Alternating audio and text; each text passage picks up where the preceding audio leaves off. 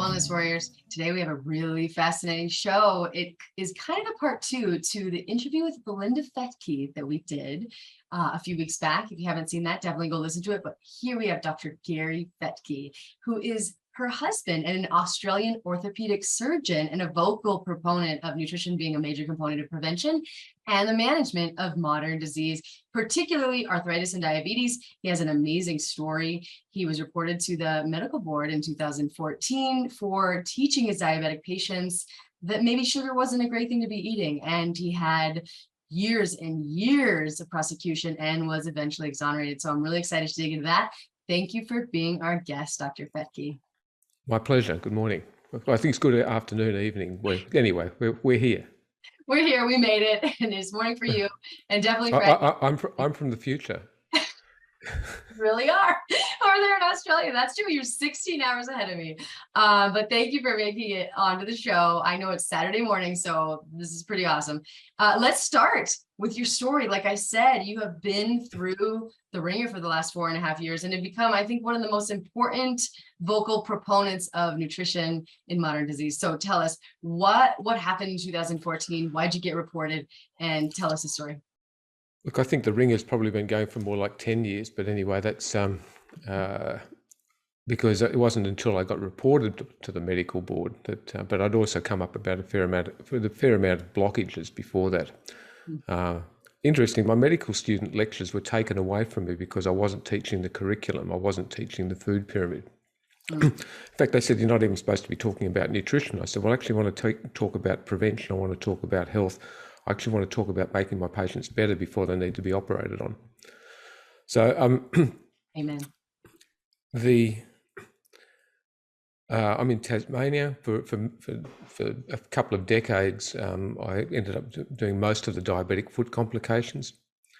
I looked after a lot of infected patients with infected joint replacements, and my clinic had essentially just rotting flesh in it on Friday afternoons in the clinic. It was called Fettke's Effed Up Fructose-Free Fungating Foot Folly Fridays.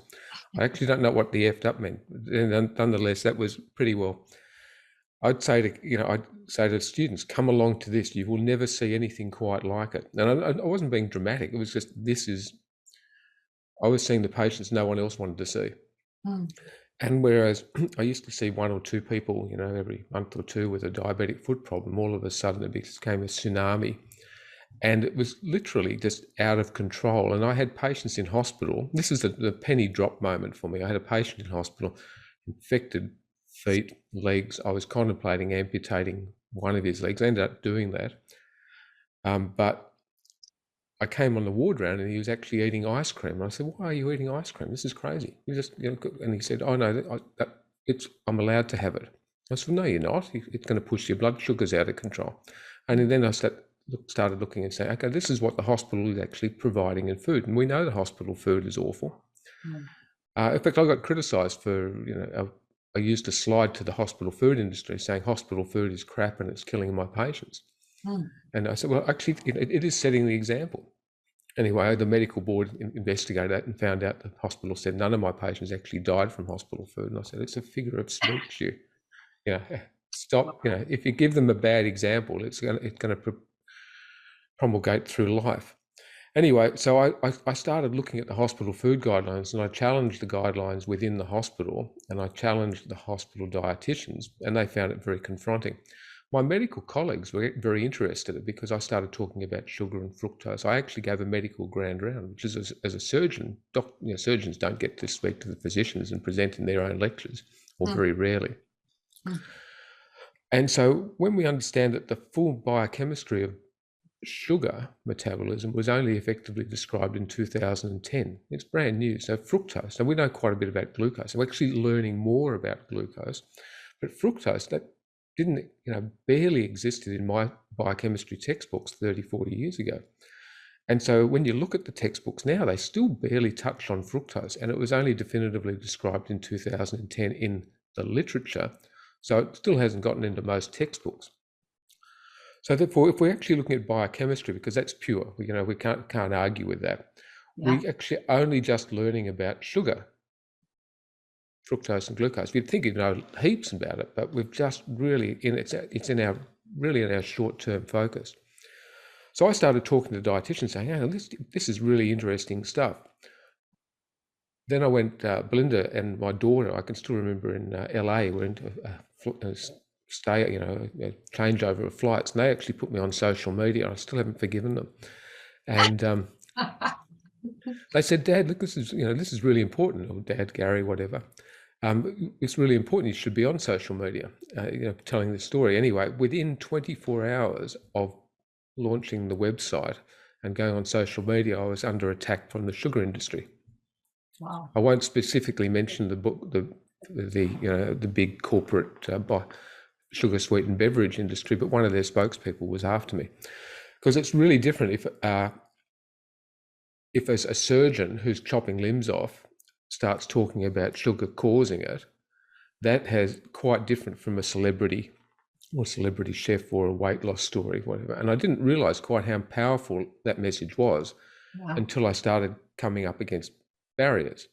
So within my hospital, there was a blockage from the dietitians that within the system, within the as I say, my lecture, I started talking about sugars to my students, and then all of a sudden, finding the university didn't like me talking about that because it was going against the story. You've got an email from me, and at the bottom of it's got "Science evolves by being challenged, not by being followed," and I've lived by that forever. That's the scientific method. If you actually believe what's actually being told to you, then you've come to an end of your learning. You're supposed to question everything, because guess what? When you find out a lot of stuff we do is actually based on a house of cards. So I've been doing that for decades. I was a mongrel kid. I think I was always questioning why, and I've taken that right through medicine. And when it comes to nutrition, virtually everything in our textbooks just falls over. It doesn't matter if it's sugar or carbs or the food pyramid or salt or cholesterol or the flow on of lipids and statins and all that. It literally just falls over because the evidence for it is shallow. It's been written by vested interests, and it's actually causing harm. Yeah. So that's really when it comes down to, for me, at a patient level, a personal level, a family level, if what we're doing is prescribing harm, then the medical profession really struggle with this because to admit it, and that's, because we've got to work out why barriers are still there to actually moving forward. And, from Belinda's, she came up with this a few years ago. She said the last time the medical profession had to apologise was when they prescribed thalidomide for morning sickness in women with children that ended up with missing limbs and that sort of thing. And that was the last time the medical profession actually had to admit they got it wrong. Now, if we have to admit that we've been prescribing the food pyramid and it's actually been causing modern disease and diabetes, and we have the heart foundations all around the world need to admit that actually prescribing a diet of 50-60% carbohydrate and vegetable oils is causing heart disease after them recommending it for decades. It's really hard. They're worried about saying sorry. They're worried about admitting guilt. They're worried about the potential flow on of litigation. But the greatest freedom for me actually came when I realised I got it wrong, and I stood up and said, "I got that wrong. I got the food pyramid wrong. We've apologised to our children. I'm sorry, guys, we got that wrong. We gave you too much sugar, carbs, seed oils, margarines. We gave that to you." And so therefore, it's really interesting to now see our kids come around on board with that, and our grandchildren start being raised in a different food environment. Because we're surrounded by more processed food than when I grew up. But I was a fat kid. My mum actually had me on one diet after another, trying to actually keep. I wasn't fat by today's standards, but I was an overweight kid. And so I can remember being on diets, but gosh, we had it so wrong. And now here, the best way to actually treat overweight obesity is actually to eat real food. That's my motto. I've actually going through all of this and then coming up with those challenges. You can't just keep complaining about a problem. You've actually got to have solutions. I'm very much solution based. It very much is a male hat. You have a problem. I will fix it, that sort of scenario. That's what surgery drives down your path. People come to you with a problem. You need to make a decision right there and then based on the information you have available. But when you take that through life, we all do that. You've got a problem because life's full of issues to solve. You take all the information available to you and then you make the decision based on best information available to you at that time. So in my practice, I'm really encouraging my patients to change their diet. So if we now look at the dietary guidelines, I actually think they can be rewritten in one sentence, rather than volumes. And that's actually gone to our national council, but they said that was too simple. I said, well, it's not too simple. It's actually here it is. It's eat fresh, local, seasonal, whole food based on your environment and culture, avoiding added sugars and processed food. Beautiful. That's it. Yeah, that's amazing, Dr. Fettke. And you have been through so much, and love that. I just need to know. Well, first, I've listened to former interviews, and I know you are someone always looking at the root cause. I think there was a point in time when you refused to do surgery on people who were too overweight, and just trying to encourage people to, like minimize their risk and kind of get to the root cause of the problem. So I so respect that. I'm wondering, when you came up against this attack, what do people believe is driving? Do they not think carbohydrates are contributing to diabetes or sugar is contributing to diabetes? Because it seems like in the bubble I live in, that is just a well-established fact. Low carbohydrates diets have been used since the 1930s for diabetes. So I just need to kind of help us understand what their mentality is in these hospitals and why you were in so much trouble, according to them. There's a talk of mine on YouTube called The Failure of Medical Education, which the very first time I was asked to give that, when I gave it to the National Congress of Medical Students here in Australia, and I said, here I'm going to give you a talk about saying you're all graduating, but I'm going to actually tell you how your medical education has been completely wrong. So, I mean, I realise that's a contrarian view, and I try not to get I'm not trying to upset people. I'm actually trying to get people to actually challenge what they're actually being taught. And if you actually believe all your textbooks, and it's been known for, multiple people have said it, but effectively, half of what we know in medicine now is wrong. The only trouble is we don't know which half. So therefore, but when you go back, to 1910, so Belinda's work goes back into the 1800s to actually talk about where guidelines come. But if we talk about medical education, 1910 to 1917 were critical time periods. There's a thing called the institution of the Flexner Report by Carnegie and Rockefeller, a couple of guys who oil and steel and started the pharmaceutical industry. But effectively, that Flexner Report took away holistic medicine and turned us away from that preventative healthcare model to medicate and to operate. And when you recognise that, then you realise that, I call it generational education. You will believe what your teachers have told you, and their teachers they'll believe their teachers and their textbooks and whatever, so it's just completely embedded in our psyche that's even though insulin was we actually, as you say, low carb, avoiding carbohydrates was central to diabetes control until the element of insulin, in the 1920s. So when it realized, in fact, you can actually eat what you want and just have an injection, then all of a sudden the whole pharmaceutical industry took over our education. So when you realize our textbooks have been written by the pharmaceutical industry, 2019, I think it is, Harrison's Textbook of Medicine, I use that topic. It's one of the Bibles of medical teaching. Well, the authors of it, the editors, had received $12 million from the pharmaceutical industry that year. So, if your Bible of medicine is actually being completely corrupted by, now, I'm not saying they're corrupted, or they're corrupt, but the pharmaceutical industry have their tentacles into our education. Yeah. So 1917 was the formation of the American Dietetics Association, of which then that model followed right through to the dietetics associations of most Western dietetics models. Now, when you realise that then became the nutritional education for the world, the hospitals, the Western world, and combine that with the Flexner report of medicating our patients.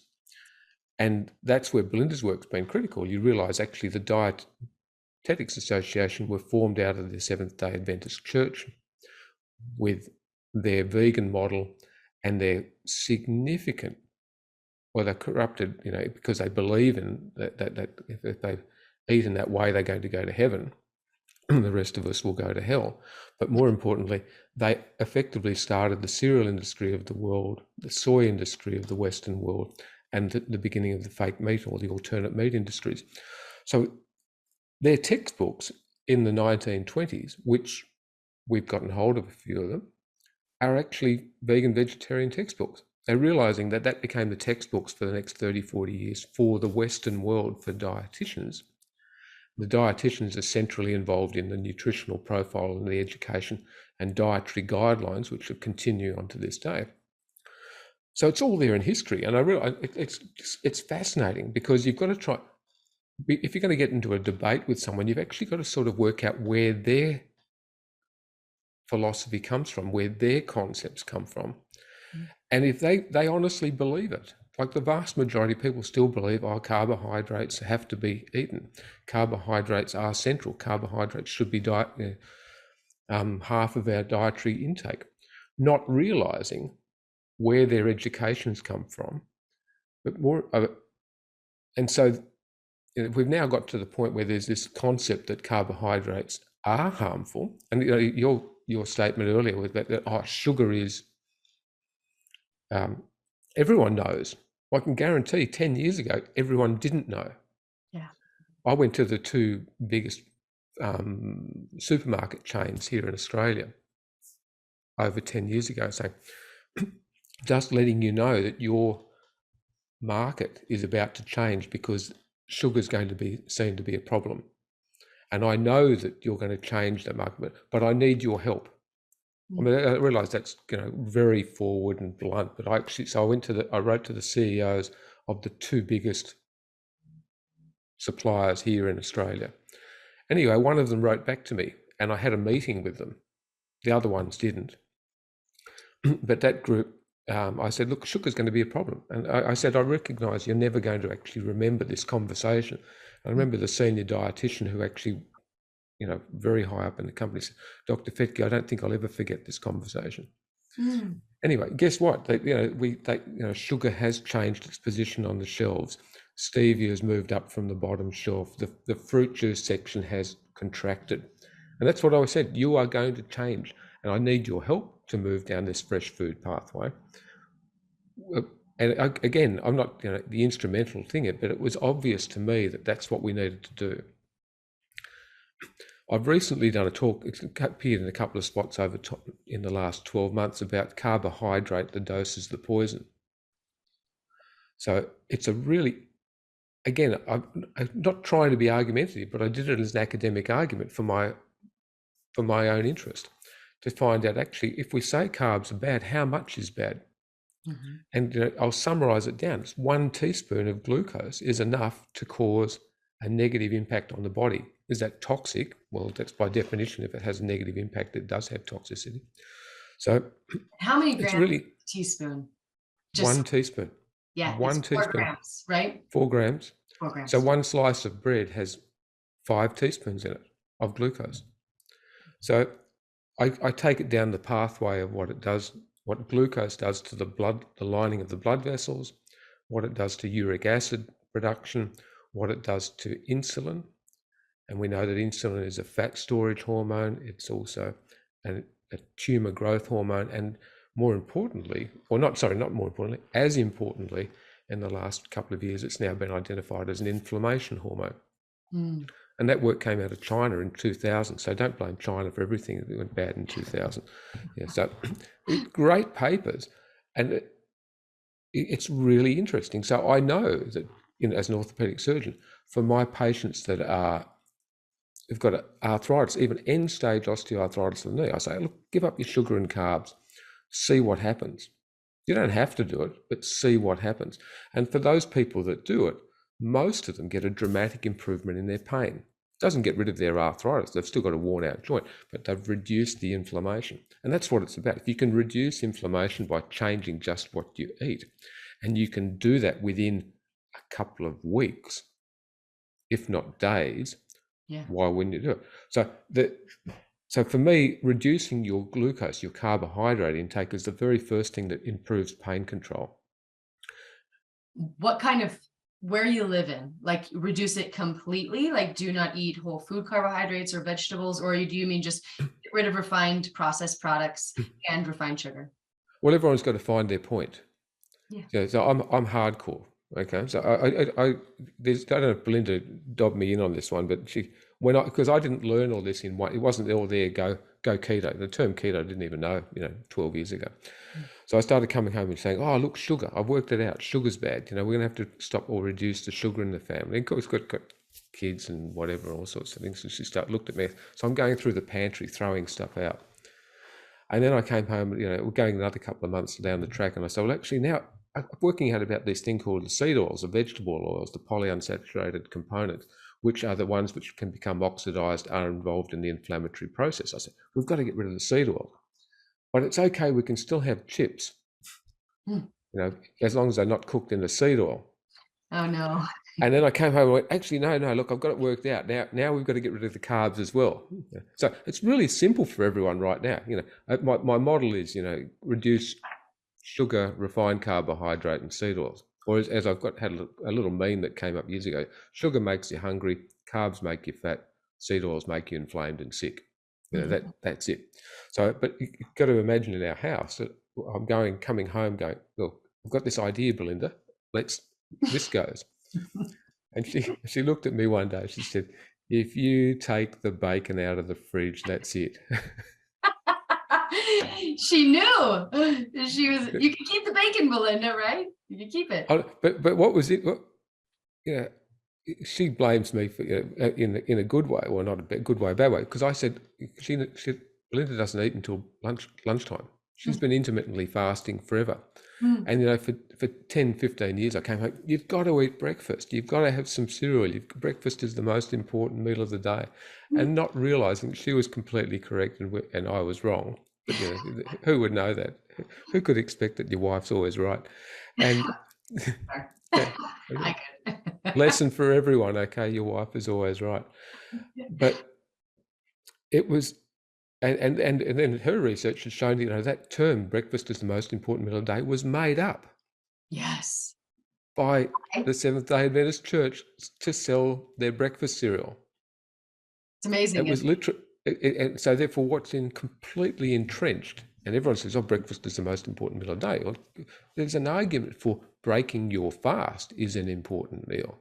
But having breakfast in the morning with cereal is dumb, because you may not be hungry because you've been in a ketotic state overnight. Your body's been burning fat whilst you've been asleep. So that actually doesn't make you hungry. It's interesting. Most people don't wake up hungry unless they're on a major carb load. Once you've moved towards a ketogenic diet, and it's a transition for everyone. Not everyone has to be keto or carnivore or anything like that. But it's a transition. And once you actually do that, well, a lot of the time you're actually not hungry, because you've just moved into that fasting state or that semi-fasting state. Yeah. I've actually got, again, one of those talks, I've come up with that history or that pathway of diets that we do. So most people, most of society is eating badly. Western society, the SAD diet, standard American diet, Australian diet. And then they move towards eating by the food pyramid because they think actually we should eat a bit healthier, but that doesn't make them healthy. Then they go off on two pathways. They might move towards vegan, or they might move towards low carb. And actually, vegan, those who decide to travel the vegan pathway for their health, I'm okay with that. If they're traveling there because of religious reasons, that's crazy. If they're going there because of environmental reasons, that's crazy. We can debunk all of those myths there. And Frank Middleomer, Peter Ballestat, great talks on that. I've got my own talks on that, but nonetheless, those two guys are gurus on being able to debunk the myths. Oh, here's a little tidbit. What's the biggest producer of methane in the animal kingdom? It would be probably manure, or no, farts. Cow. No, see, lamb produces more methane per kilo Rice than beef. production. Yeah. Oh, and then the rice production, massive. But the biggest producers of methane in the animal kingdom are termites. Oh, Termites, millipedes, scarab beetles, and cockroaches, right? Apparently producing between 25 and 30% of the methane on the planet. Nobody's talking about it, but that research has been done in the past. wow. That's Gone off on a tangent. Where were we? well, we were talking. Well, I was going to say you were talking about. Yeah, so they go the pathway. They either go to vegan, and that vegan. Those who travel the pathway of veganism for their health are on a journey, and they do that because they're going to get rid of the garbage food. They're going to try and improve the quality of the food they're getting, and they generally feel healthier. But it's not long until it's incredibly hard to have a well reconstructed vegan diet. So therefore, they get B12 deficient, they get iron deficient, they do not have a complete profile of amino acids in their nutrients. And so it's not long, and whether or not it's 1 year or 2 years or 5 years or 10 years, they do get sick. And I'm not criticizing them, but they do get sick. And then they come back and then they move towards low carb. That whole concept of real food, as I talked about before, fresh, local, is low in carbohydrate. It's higher in protein and good healthy fats. Then you've got another group who then go keto. They go really hardcore low carb. And then you've got another group that go carnivore. Yeah. So I think it's an evolution in the way you eat. So it's interesting in that low carb movement, most of the people talking, at a senior lecture level, have pretty well moved towards carnivore. Not completely. I still like veggies, above ground vegetables, because I think it adds colour to my plate and palate. So I'm not, but if I have a choice, it's going to be meat, dairy, eggs, in breakfast, lunch, dinner, whenever. Go-to snack is a bit of biltong or a bit of cheese. Yeah. And exactly. but I do have liver. I actually have pate or liverwurst, because liver is the most. We try and put a bit of liver in our meatballs. You've probably got that whole push in the US as well, meatless Mondays. Oh yeah. Yeah. So we have meatball Mondays, which I have last through till Thursday. So again, the concept of cook once, eat thrice. You actually cook a batch of stuff so that you can keep coming back to it. So you're not tempted to go and get takeaway food. You're not tempted to actually. Well, you take your lunch to work if you want it. Yeah. It's infinitely cheaper. Oh, similar figures in the US, but 35-40% of food spending is on discretionary food. It's on junk food, it's on takeaway. I'm not trying to put those industries out of business, but I am trying to put those industries out of business. It's if we eat real food and we take it from home and we support our local farmer and our local producers, and then we know, we reduce our food miles, we know where it's coming from, and we are going to be healthier for it. And our wallets, our bank balance is going to be healthier for it. And that's just short term. Long term, some people say, oh, look, it's expensive to look low carb, keto or paleo or whichever way you look at it, by eating fresh food. And I say, well, it's not expensive in money if you really go down and you buy fresh, local, seasonal. Right. Seasonal. So it's transport miles. You don't need to buy oranges from California and Australia. You don't need to buy, that's crazy having all those transport miles. But I say it's the thing which is expensive about low carb is its time. It does take time to have fresh food. You've got to do a bit more shopping. Or as Karen's in from New Zealand's dietitian over there, she's an empty pantry, full fridge. Great term, empty pantry, full fridge. Love that. And so it does take time to do that. But I say to people, look, it's really simple. You've got a choice of spending that time on your food and preparing it, remembering that community and family is all about around being the table. And traditionally, that's been the time of preparation and eating and celebrating life and family is around the table. So you've got a choice of spending that time preparing that food and having quality family time now, or you've got a choice of spending that time in my waiting room in 10, 20, 30 years' time and becoming a medical tourist. And so many people spend their time as medical tourists, oh, what are we doing this week, darling? Oh, we're going to go to the dentist on Monday. We're going to go to have our x-ray, we have our blood tests on Thursday. Oh, we've got to go and see the eye doctor. We've got to go and see the orthopedic surgeon. Got to have my prostate probed, whatever. It's literally, I call it medical tourism because that's what's happening. And you got to sit there and it's hard not to laugh at patients. But I pointed out to them and they have this light bulb moment. Oh my God, I've become a medical tourist. I said, yes, you have. Get out of my waiting room. Go and eat some real food. Go and have a meatball. Right? I love it. I love it. I mean, your recommendations run counter and you can see why you got in trouble, but I'm so glad that you did. And I'm so glad that you persevered and that you're still telling people the truth. I don't think people understand how much influence the Seventh-day Adventist Church and religion in general has had in this country and around the world in terms of demonizing animal products and the whole plant-based movement. Like you said, all the processed food, it comes out of that. And this plant-based craze, it's just a processed food craze. And this is not what we're designed to eat. So I'm so glad someone like you, whose words take such weight, can actually put your patient's health in front of tradition and the rule book, and it speaks volumes about who you are. And so thank you for doing that. I want you to tell us a little bit about these seed oils too. So, and also Belinda and I talked about, and I'm sure you would agree, one of the most important things you can do to take control of your health is to get a CGM, a continuous glucose monitor. If you can just test your blood sugar and see how it responds to various different foods, that's better than anything really that anyone else can do for you. And so that can kind of help you cater the diet. But why are vegetable oils dangerous? Back in the day, they were created after hydrogenation and Crisco, and there was these massive marketing campaigns that taught us, based on no science, that they were more healthy for us. And I think, as you do, they're one of the contributors to modern day disease. So can you take us there? Why were they developed and what are they doing? And what does the research show, the more recent research?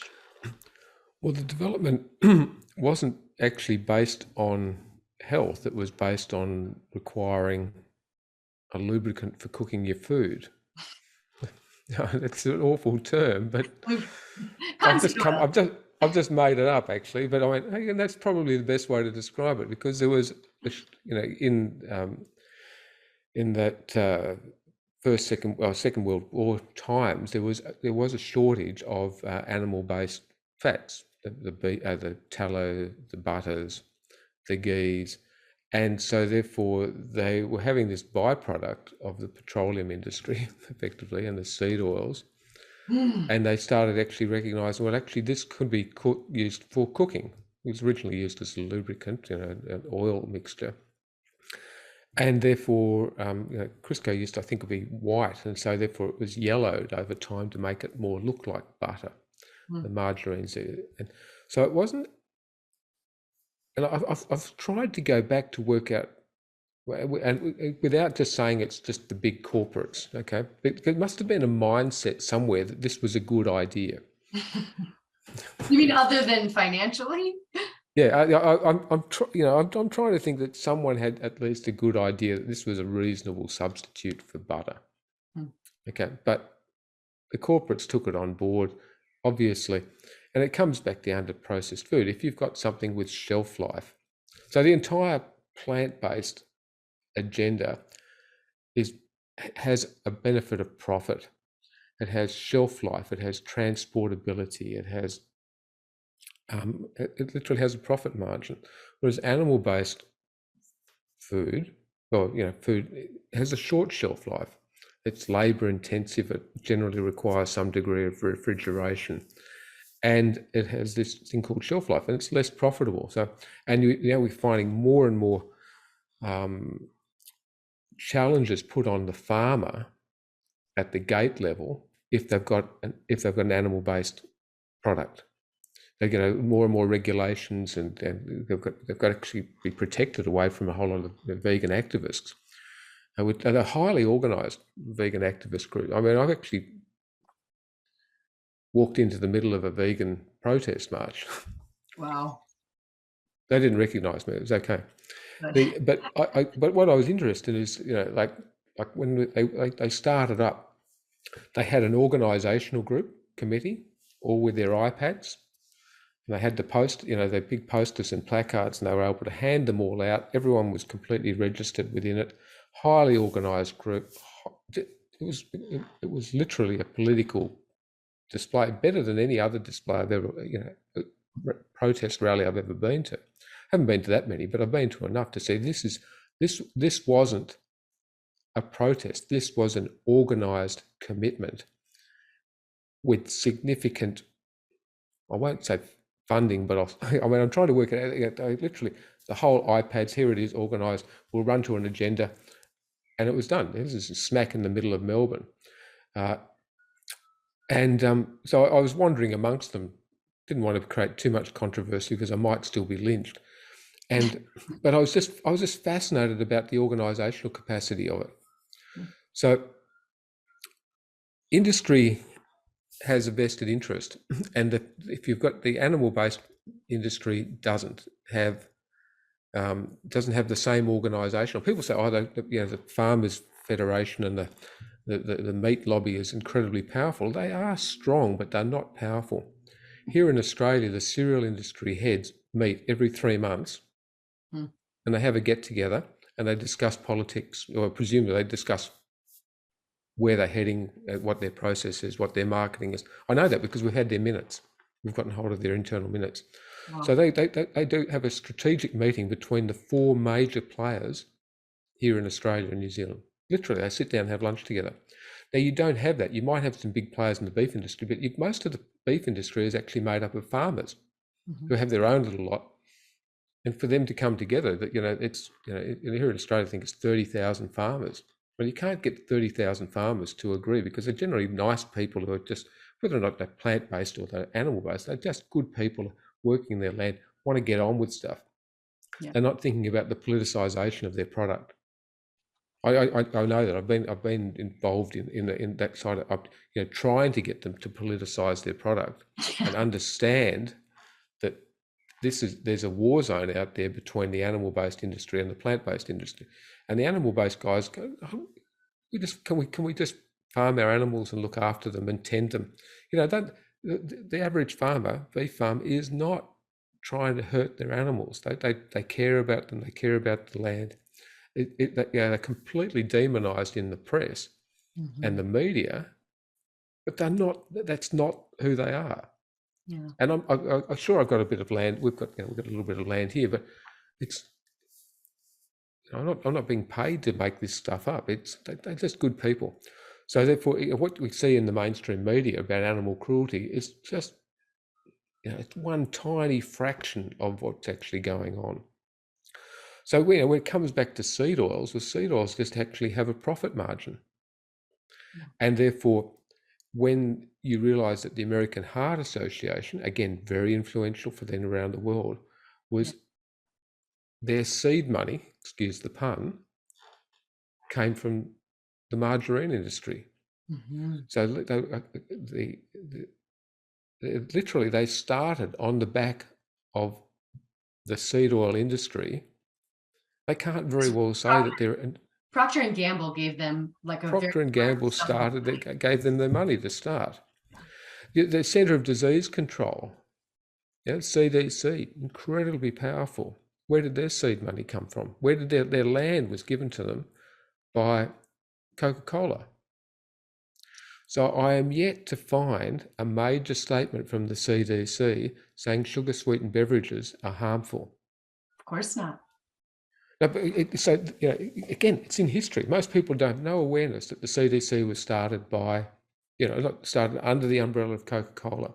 Wow. The longest running supporter of the Olympics is Coca-Cola.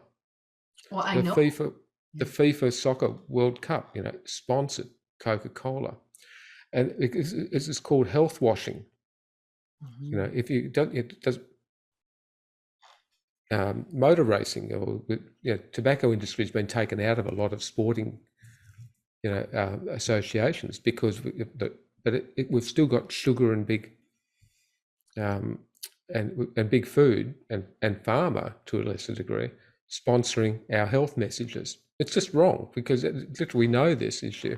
I know. So again, Yes. Procter and Gamble. Because so if you've got the Heart Association, they saying, margarine's good. It's going to, but we've got several studies now out there saying if you have a diet high in that, then you're going to have a higher rate of heart disease. And some of those ones called the Sydney Heart Study, the Minnesota, I think it's Minnesota study. Minnesota They originally said that margarine was good and reduced heart disease, but they've gone back and they've re-looked at that data. They've dragged it all out and said, actually, no, it was the exact opposite. So here we had our research, which then becomes part of guidelines, completely corrupted by industry. Yeah. And so therefore, these heart associations, they don't want to admit they got it wrong. Imagine the American Heart Association, the Australian Heart Association saying, actually, sorry, we've been prescribing margarine, and they still do, the seed oils, for the last 40 years, and we apologise, but we probably made you all sicker. Yeah. It's so sad. And I think the World Health Organization estimates 500,000 deaths or something worldwide due to trans fat consumption, which is exactly what Crisco was, and kind of what you're getting with seed oils. It's really sad. And I know, like you said, there was research in the beginning of the day, back in the day, that seed oils are going to lower your cholesterol. But what they found is lowering your cholesterol, your serum cholesterol, doesn't necessarily decrease your risk of death. And in some trials, it actually increased the risk of cancer, like the LA Veterans Administration Hospital study. There's the rose corn oil study. And like you said, the reanalysis of the Ramsden, the Sydney Heart Study, and the Minnesota Coronary Experiment in subsequent analyses found the exact opposite. That in proper analysis. Yes, a proper analysis. Exactly. It wasn't done in the beginning. And we've had all of this bad research. And we have a lot of dietitians who are looking at epidemiological research and saying, oh no, veggie oil consumption is a good thing. But of course, epidemiological evidence has its flaws. But when you look at the mechanistic data, because I know there are data of recent that shows you why seed oils can be dangerous. Can you talk a little bit about that? Essentially, a seed oil is liquid at room temperature and a fat is solid at room temperature. So an oil is liquid, fat, solid. They're all effectively the same thing. They're all made up of, well, they're all made up of fat. So they're all the one thing, but essentially what temperature it is at room determines its name. So a seed oil comes from a plant, and a plant requires that oil within it, the fat within it, to be very flexible at cool temperatures, because otherwise a plant would actually die if the fats within it became frozen on a cold day. Whereas we're all running along at 37 degrees or 90 odd something degrees in Fahrenheit, and therefore the fat in our bodies is actually either melted or far more fluid. So if our body temperature drops to zero, or like the outside air temperature, 32 degrees Fahrenheit, we'd be frozen, solid. That's why actually sun-dried tomatoes in your delicatessen, you'd love to think they're in olive oil, but olive oil congeals in a refrigerator. So they've actually put seed oils into it, so it actually looks better. So again, so effectively, a plant the oils within it are liquid, and in an animal they are fat. They're more solid and they're heated at 37 degrees. Now the way a fat does that, you've got saturated fats and polyunsaturated fats, and you've got monounsaturated fats in between. All food actually has a combination of three. It's very hard to find one or the other. So therefore, the demonization of one or the other, because nothing actually contains just one oil. The proportions vary. So a saturated fat it has no double bonds in it. It's just very rigid structure. By creating double bonds in between the molecules, it actually becomes flexible, becomes points of actual movement. So a polyunsaturated oil has lots of double bonds in it, which create the flexibility of the molecule. A monounsaturated fat has one. So saturated fats, no double bonds, very rigid, like bricks in a wall. Polyunsaturated fat, lots of double bonds, very flexible, can move all over the place. The trouble is, with the polyunsaturated fat, it has those double bonds can become oxidized. They're points of weakness. Just like in anything, if you create flexibility, they become points of weakness. And in the modern diet, when we expose it to the combination of heat, glycation, which is from too much glucose, those bonds can become oxidized. So those points become points of weakness. So the best way to understand oxidation is a thing called rust. You get a piece of steel, you leave it out in the weather, the moisture combines and you get rust, and that rust in the body is effectively inflammation. So the problem is we need a very small amounts of the omega-6 fatty acids in our body. That's the polyunsaturated oils. You could have heard of omega-3s, omega-6s, but the omega-6s tend to be the ones which are the more inflammatory. You need a very small amount of them in the body because it's an essential amino acid, an essential fat that the body doesn't produce. But you only need a small amount. So if we go back as far as we can, and it's been estimated that 100, 200 years ago, that amount of omega-6s in our body was about 1%. Now, somewhere in the late 1950s, 1960s, they started actually measuring the amount of omega-6 fatty acids within the fat. So that's called the linoleic acid level. And what was interesting is around about that time, it started increasing, and they've been measuring them since. So whereas it used to be 1 or 2%, going back 100, 200 years, maybe 3%, by the 1950s, 60s, it was about 20%, and we're now increasing, and it's now about 30%. So therefore, whereas we used to be a tiny portion of the fat within our body could be oxidized, we've now got a third of our fat in our bodies.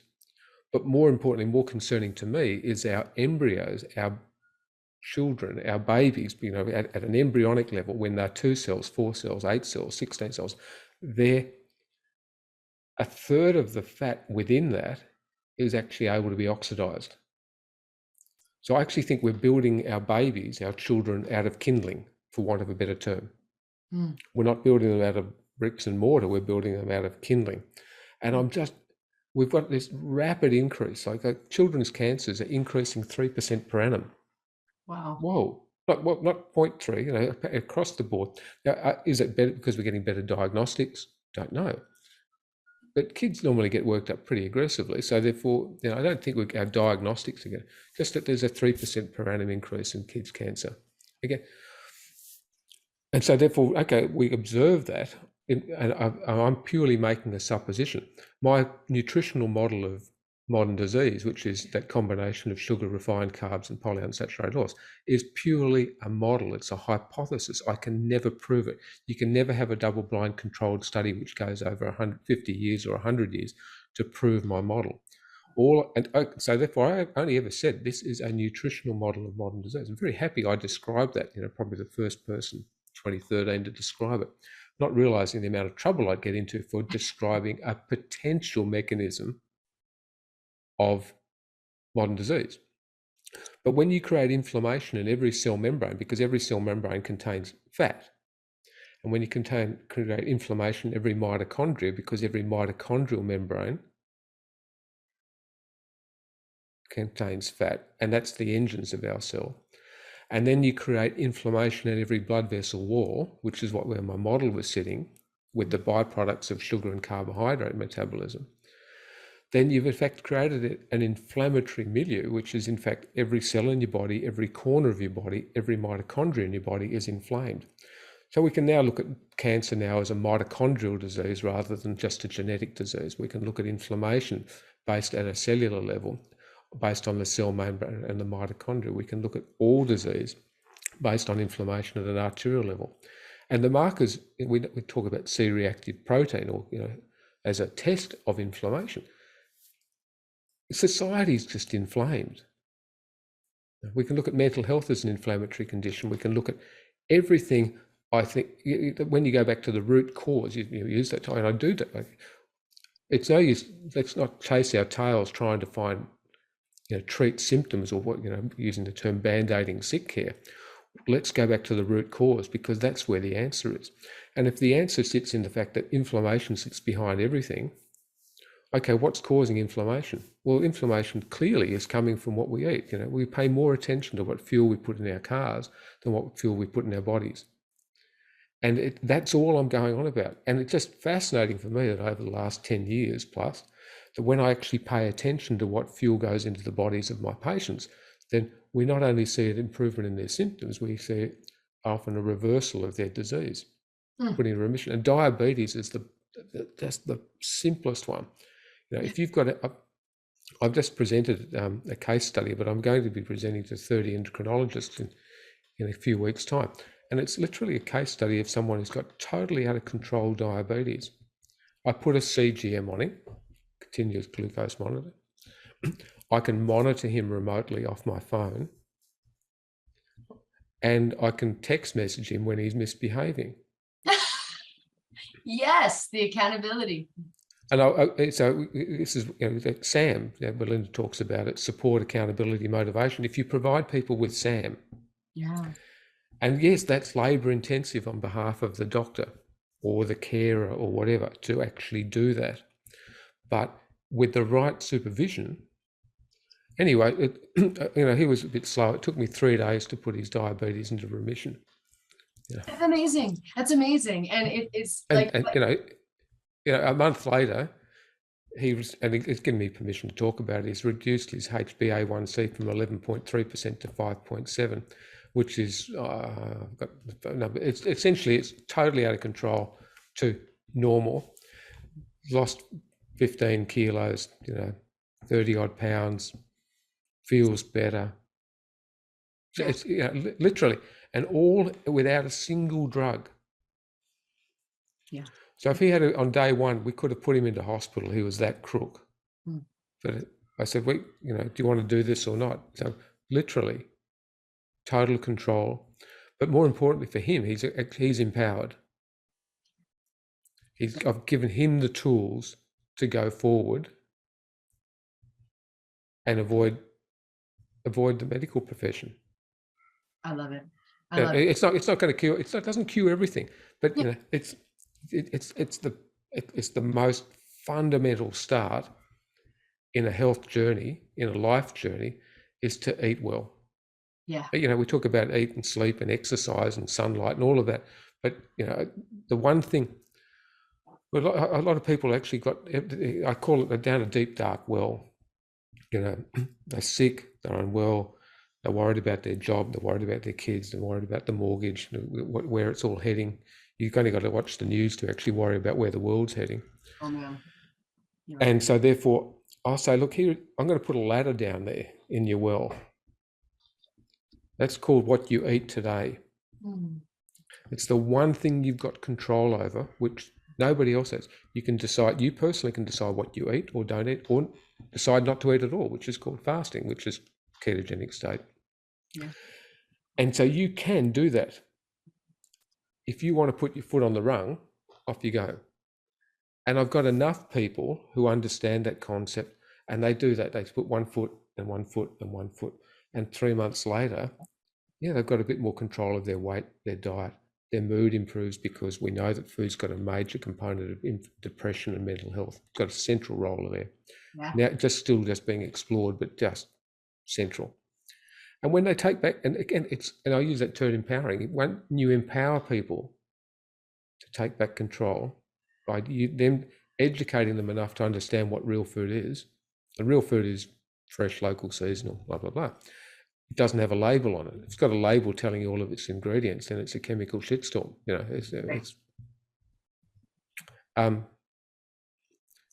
I'm incredibly naive. This is just a no-brainer. Again, 10, 12 years ago, my greatest naivety, I said to Belinda, this thing about fructose, fascinating. It'll all be over in 6 months. We'll have changed everything. What a joke. I got that one wrong. We're still arguing over the basics, and so if someone's eating bad, I'm not going to I never forced anyone what they eat and what they don't eat. All you can do is advise people, say, oh, actually, this is the biochemistry. Here it is. Look, I'm really, really sorry, but there is no biochemical pathway which requires you to eat glucose or fructose, carbohydrates. There is not a single pathway in the body that requires you to eat it. The very small amounts the body can metabolize. There are essential complete proteins that you need to get, which you're going to get from an animal-based diet, but you're not going to get from a plant-based diet. There are essential fats that you need in your body, which you're going to get from an animal-based diet and not a plant-based diet. That's it. Yeah. There are micronutrients which you're going to get from an animal-based diet, which you're not going to get from a plant-based diet. That's it. It's protein, fat, carbohydrates, micronutrients. It's really simple. An animal-based diet will give you all of them. Yeah. A plant-based diet, you'll be deficient. Not only deficient, but some plants have things that actually interfere with the absorption. I mean, there's just so many layers, right? So many. I completely agree. But once you start looking at the irritable, I mean, you can almost say it's a tiny, so I'm feeling correct here. Effectively, you do not get allergic to meat. No. There's a very small number of people who have a meat allergy, which goes away over a couple of years. But we're talking about, that's the finest print. So people, whereas virtually every food allergy you hear about is related to plant-based. Mm-hmm. So food allergies are plant-based allergies for 99.99% of people. So there is this tiny group who have a meat allergy. Notice I'm using the term meat, not red meat. Yeah. The term red meat's been developed by the plant industry to actually demonize it. And so, because when you look biochemically, there's, there's very little difference between red meat or white meat or green meat or orange meat, or, it's just, they're very similar. So I say, why have we decided to, we're politically correct and we don't talk about the color of our skin. So why are we discriminating meat against its color? Right. So I talk about animal-based product, plant-based product. Yeah. It's such an important distinction. It's so near and dear to my heart because we're actually eating less red meat today than we were way back at the turn of the century. Not less total meat, but less red meat. And yet they're still harping on the fact that saturated fat is driving this disease. And I wore CGM a few times and I found over and over and over that when I eat protein, my blood sugar is stable. When I eat animal products, my blood sugar stays stable, and it doesn't do that with fruit. And I actually stopped at a stoplight the other day, actually yesterday, and tried to give a homeless man a beef stick. And he said, oh, you know what? I've got diabetes. I can't eat that. And so I want to hear what you will say about, I don't even know how people think this is possible, about saturated fat, red meat driving diabetes and disease. Do you think there is a case for meat causing disease, particularly diabetes? No. Yeah. Great. So simple. Yeah. It's because every study which has shown that, right, is based on really lousy data. Yeah. Showing association risks of 1.1, 1.12, 1.11, when we know that you can't actually draw any association data unless at least it's 2. And the environmental aspect of smoking causing cancer and disease is at a ratio of 25, 20 to 25. So if it's got an association of 1.1, at the worst, because it's the papers that are out there, the World Health Organization, the big study which came out of talking about meat causes cancer, the 1,100 pages, the American Cancer, I've got the actual term, but the American Cancer Society, along with World Health Organization, put together this enormous document, 1,100 pages. Of what food causes cancer. If you read the headline, meat causes cancer, okay? If you then read the 70-page summary. Well, meat is associated with cancer in Europe, but not Asia. And it does not cause cancer in Europe, definitely not in Asia, but might cause it in the US. Then So you it's read not the no. So and then there's a distinction between red meat and processed meat. So if you then read the 1,100 pages, and I didn't read the entire 1,100-page document, but I took out that whole section, which I did read. It just said the statistics aren't there. Just the whole thing is all over the place. I mean, it's more likely for you to get bowel cancer if you're male. It's about 1.25 risk of having male and getting bowel cancer. If you're a smoker, it's 1.5. If you eat just processed meat all the time, it's 1.1. Okay. Wow. So, and if you're in Asia, you don't get it. So, as I made a comment, sometimes look, if you really want to avoid bowel cancer, be female, have a sex change, stop smoking, and move to Asia. It literally, you cut your risk to zero if you're actually having. And I realise it's a completely politically incorrect statement, which I just said then, but that's what the statistics support, but we don't hear that. We don't hear about the demonisation of termites. We don't hear about the demonisation of men with cancer. We don't hear about the demonisation of smoking. It's just this. So therefore, when this is all statistical manipulation by the press, hit the button and find out who the vested interests are who are promulgating it. Because, and again, the Adventist health studies, which keep being cited over and over again, that's actually a group of people who actually have their studies and their literature, and we've got that, are being done to prove the visions of Ellen G. White that meat causes cancer, meat causes masturbation, meat causes heart disease. It's being literally fabricated to do that, and they keep reciting themselves. And when you look now that the blue zones are being called out as being the answer, and when you study those blue zone communities, lots of them actually ate meat. Okinawa ate enormous amounts of pork. But that whole blue zone message of that plant-based is the way to go for longevity, it's just nonsense. A, because it wasn't based on plant-based. B, it had flawed data. C, it's now being bought out. The blue zones have now been bought out by the Adventist Church. And C, it's being pushed literally down the throats of the communities of the United States.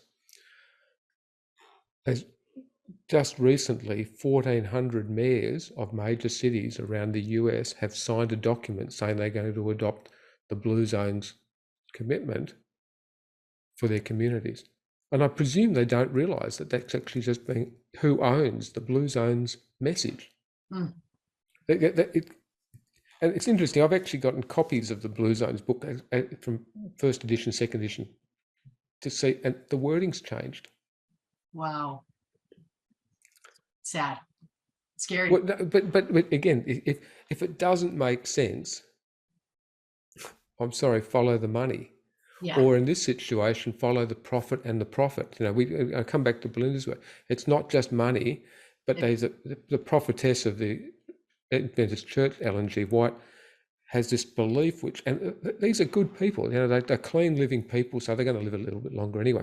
I looked at all that study. Do Adventists live longer than anyone else in the US? No, the Mormons live longer. The Ashkenazi Jews live longer in the US than the Adventists. So the fact that, yes, because the Mormons and the Adventists have a similar distribution in in California, so therefore you can't say it's California. It's actually, well, no, it just Mormons. We're told that the vegan vegetarians live longer. Well, it's just nonsense. It's actually, if they keep telling everyone long enough, then people believe it. And what's often happens is they compare vegans to the standard American diet. And it's like, well, yeah, they'll probably live longer than someone eating a lot of processed food. But like, they'll feel better for a couple of years. Yeah, right. But eventually there's nutrient deficiencies, like you said, and Yeah, But, B12, I mean, iron, well, vitamin D. well, if you look at the Adventist health studies, their definition of vegan and vegetarianism is quite interesting. Mm. So the definition of vegetarianism, you don't eat meat more than once a week, and vegan is you Not don't eat. vegan. Yeah. Yeah, you don't. And vegan is if you don't eat meat more than once a month. Well, hang on, that's not vegan. That's not the health message being pushed out there. It's pushed out there. That's 100%. So you qualify for their health study as vegan or vegetarian, depending on whether you.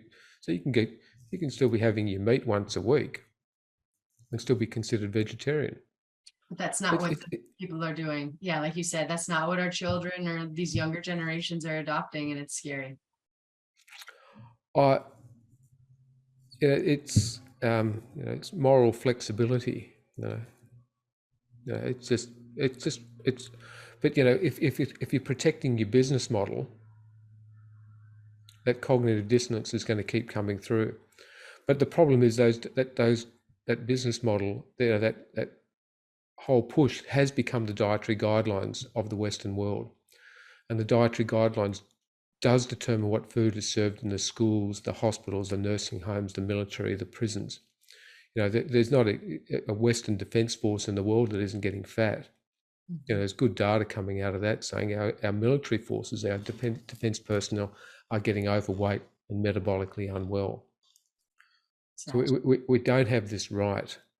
No, clearly we don't have this right. And thank God for your research and for what happened to you and for your wife for being honest about this. I mean, like you said, you can't run a trial right now to say taking out veggie oils and sugar and processed foods is going to be the perfect way for everyone. But what you can say is it makes a lot more sense than that would be a good diet than this novel diet that we've just adopted in the last Uh, century.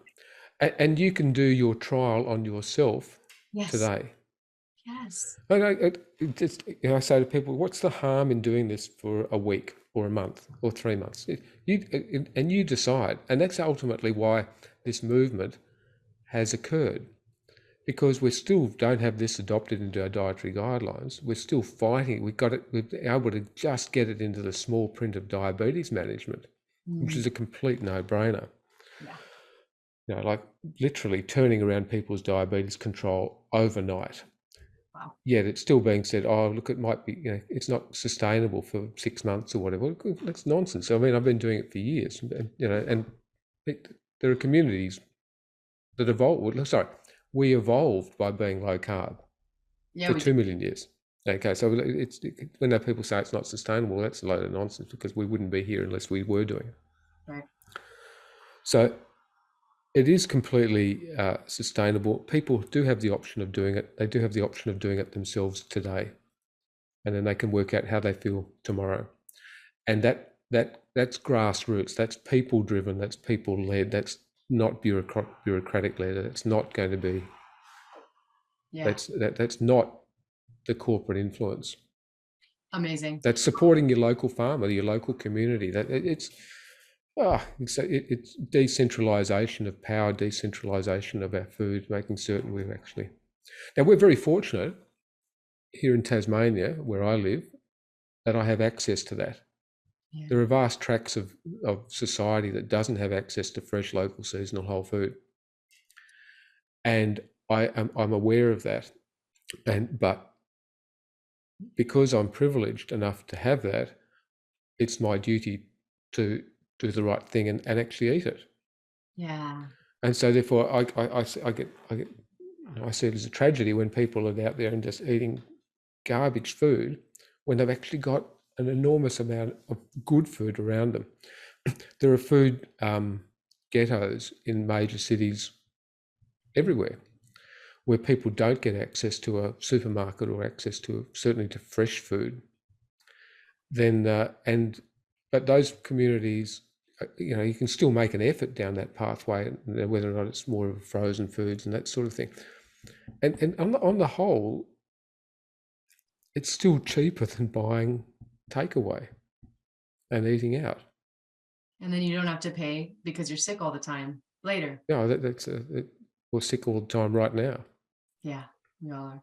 Oh, well, just thank you so much. Such wise words. And I just wanted to tell everybody in the audience for Paleo Valley, we actually have a meat delivery service that just went nationwide. It connects regenerative farmers, like you're saying, who just want to work with animals, want to work on their land, and we connect them with consumers. And we kept it at wholesale prices for exactly the reason you're talking about, because there's a lot of people who otherwise wouldn't have access. And we're just very passionate about everybody deserves access. Everybody deserves to choose health when they decide what they're eating. So that's Wild Pastures, and I'll put a link in the show notes. But Dr. Fettke, do you have any last wise words? I want you to tell people, where can they connect with you? Where can they follow your journey? Because clearly it's a very important one to follow. And yeah, if you have any other words of wisdom, this is the time.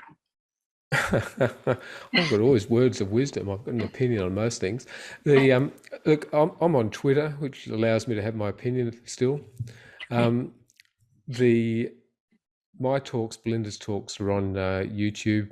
I've got a website I'm supposed to update, which I'm hopeless at the moment, called nofructose.com. Belinda's website's isupportgary.com.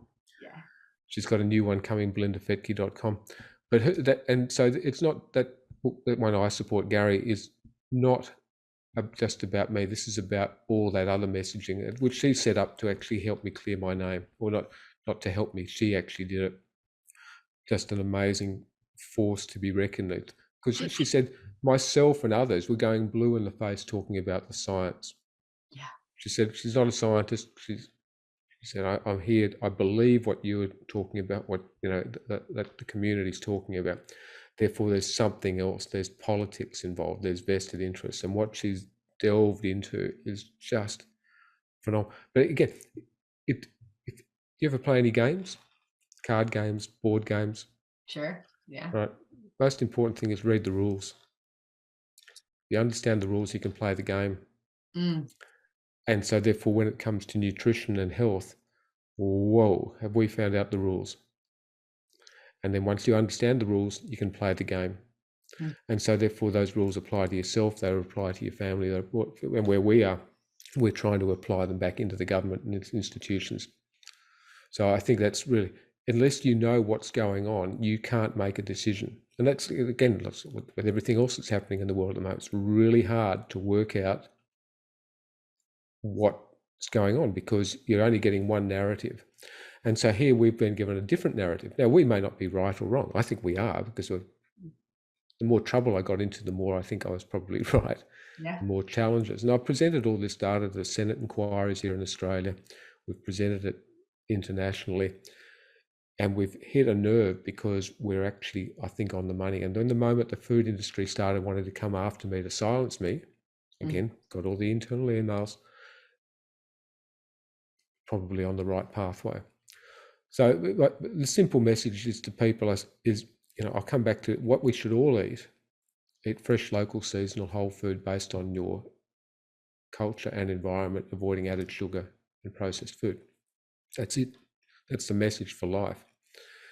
Continue to question everything, because unless you question everything, you'll never move forward. It doesn't mean you have to be right or wrong, but when you challenge things, you find out how solid the ground is. And most importantly, keep your family close, because that's ultimately the people you care the most about and your greatest support crew. Awesome. Thank you, Dr. Fettke. Such wise words. And like you said, if you haven't listened to the interview with Belinda, we're going to release it. It was released right before. And she was a quiet woman, she told me, before her husband went under attack. She came She said she was a quiet woman, okay. Maybe she wasn't. Maybe it was, that was her. She thinks she was quiet, but has since become a firecracker. And she has just been on a mission. And we didn't talk as much about your exoneration in this interview, but we definitely covered it. And his name is cleared, and he is now a hero because he was the first man, who was silenced in Australia. And now everybody can talk about diet, or everybody credentialed can talk about diet. And right, you're exonerated. That was really important, because the clearing of my name, the clearing of Tim Noakes in South Africa, Annika Dahlqvist in Sweden, the clearing of our names, and I was the one here in Australia, just literally opened up the floodgates where people in those countries could actually then start talking about it and giving that information to their patients. Because so many doctors, so many health professionals, including dietitians, said, thank you for that. We didn't mean to do it. I was just, this is purely, I thought I was right. We thought we were right. I needed to clear my name because I was actually only helping people. Yeah. That's really that's the way I saw it. But therefore you can now, and so still people get into trouble talking about nutrition. So if you do get into trouble talking about nutrition, give me a holler, give me Tim Noakes a call. We'll get you off. Okay. As long as you're not telling people to eat processed foods and cereals, right? Yeah, but that whole thing about, and so I do a lot of work in that space of actually helping health professionals who are caught up in the regulatory system to actually go, this is how you navigate through that. Again, I've worked out their rules so that you can play their game. Because I can guarantee their rules are not written down on a bit of paper. Awesome, Dr. Fettke. Like I said, such a resource for nutrition professionals, for the layperson, for people with diabetes and those with arthritis. And just thank you for all that you've done to help us move forward and live healthy. We just think we're doing the right thing. Okay, that's all. Yeah, we definitely are. And I so appreciate you. And check him out on Twitter, where he can still remain uncensored. And is there any other place you want us to connect with you? Oh, look, we've got Facebook and I've got Instagram, but I don't understand Instagram. And so Twitter, and I support Gary.com. And our talks are on YouTube. Yeah. Okay, and I think that's because that's where we put all that information together. I try and create the science so that everyone can understand it. Yeah. Lots of pictures. Belinda does the same thing. If again, understand what's going on around you, and then you can make your own decisions. Beautiful. Well, thank you so much again. It's been an honor, and we'll have you back on anytime. And everybody go check out his work. Go listen to his beautiful lectures, like I said, that make everything really simple. So thanks, Dr. Thanks, all. Bye-bye.